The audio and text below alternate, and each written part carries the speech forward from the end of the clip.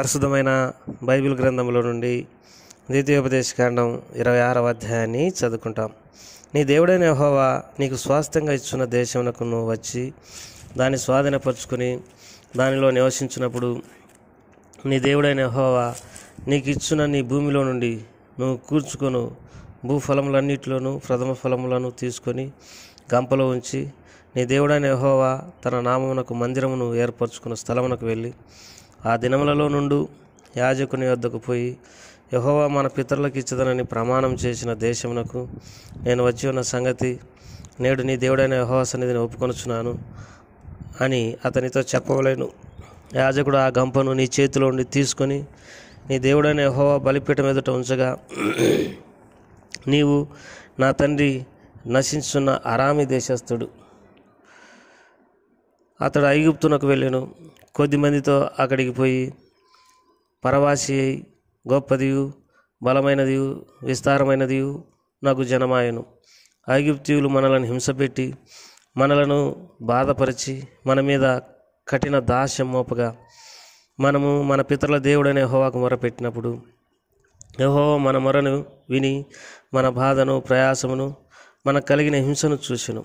అప్పుడు యెహోవా బాహుబలం వలనను చాపిన చేతి వలనను మహా భయం వలనను సూచక్రియల వలనను మహత్కార్యముల వలనను ఐగుప్తులో ఉండి మనల్ని రప్పించి ఈ స్థలములకు మనకు చేర్చి పాలు తేనెలు ప్రవహించు దేశమైన ఈ దేశం మనకిచ్చెను. కాబట్టి యెహోవా నీవే నాకు ఇచ్చిన భూమి యొక్క ప్రథమ ఫలములను నేను తెచ్చున్నానని నీ దేవుడైన యెహోవా సన్నిధిని చెప్పి నీ దేవుడైన యెహోవా సన్నిధిని దాన్ని పెట్టి నీ దేవుడైన యెహోవా సన్నిధికి నమస్కారం చేసి నీకును నీ ఇంటి వారికి నీ దేవుడైన యెహోవా చేసిన మేలంతటి విషయం నీవును లేవీయులను నీ దేశంలో నా పరదేశులను సంతోషింపవలేను. 10వ భాగం ఇచ్చి సంవత్సరమున అనగా 3వ సంవత్సరమున నీ వచ్చుబడిలో 10వ వంతుని చెల్లించి అది లేవీయులకు పరదేశులకు తండ్రి లేని వారికి విధవరాండ్రకును ఇవ్వలేను. వారు నీ గ్రామములలో తిని తృప్తి పొందిన తర్వాత నీవు నీ దేవుడైన యెహోవా సన్నిధిని నీవు నాకు ఆజ్ఞాపించిన నీ ఆజ్ఞలన్నిటి చొప్పున నా ఇంట నుండి ప్రతిష్ఠితమైన దానిని తీసివేసి లేవీయులకును పరదేశులకును తండ్రి లేని వారికి విధవరాండ్రకును నేను ఇచ్చున్నాను. నీ ఆజ్ఞలలో దేనిని నేను మీరలేదు, దేనిని మర్చిపోలేదు.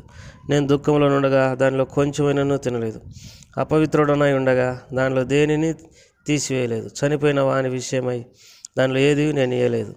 నా దేవుడైన యెహోవా మాట విని నీవు నాకు ఆజ్ఞాపించినట్లు సమస్తం జరిపించి ఉన్నాను.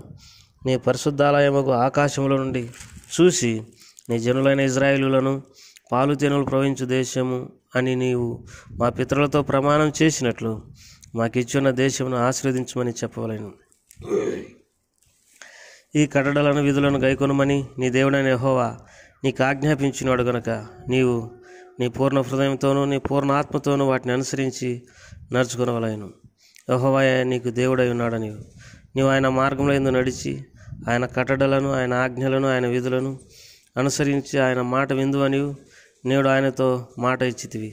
మరి యెహోవా నీతో చెప్పినట్లు నీవే తనకు స్వకీయ జనమైండి తన ఆజ్ఞలన్నింటినీ గైకొందువని తాను సృజించిన సమస్త జనముల కంటే నీకు కీర్తి ఘనత పేరు కలుగునట్లు నిన్ను హెచ్చించుదునని ఆయన సెలవిచ్చినట్లు నీవు నీ దేవుడైన యెహోవాకు ప్రతిష్ఠిత జనమైందువని యెహోవా ఈ దినమున ప్రకటించెను.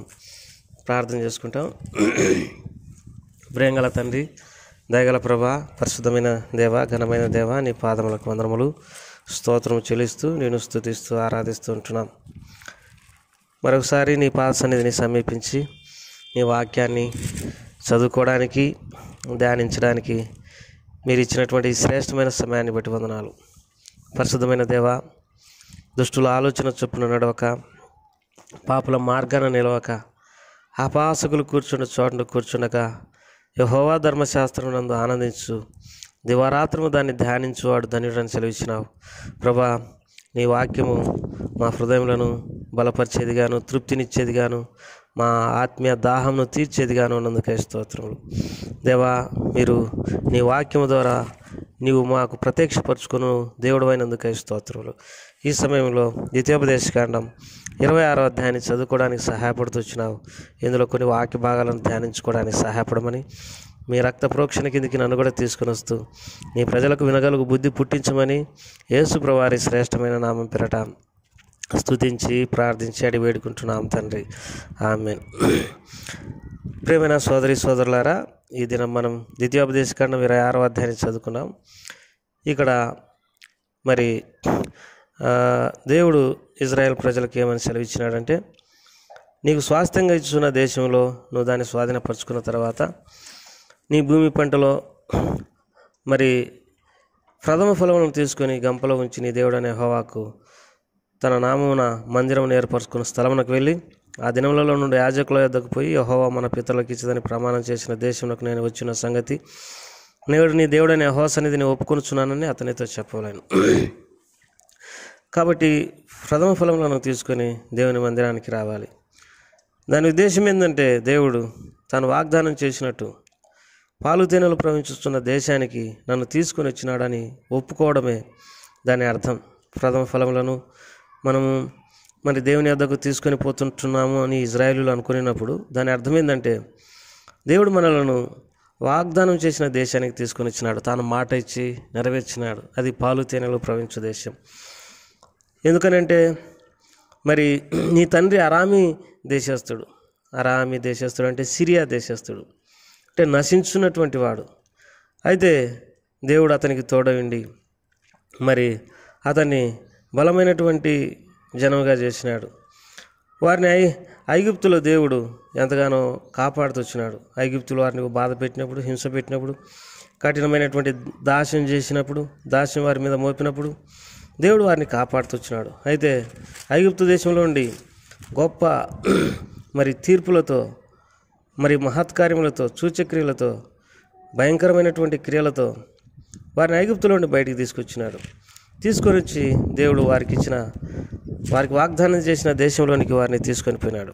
ఎంత గొప్ప దేవుడు!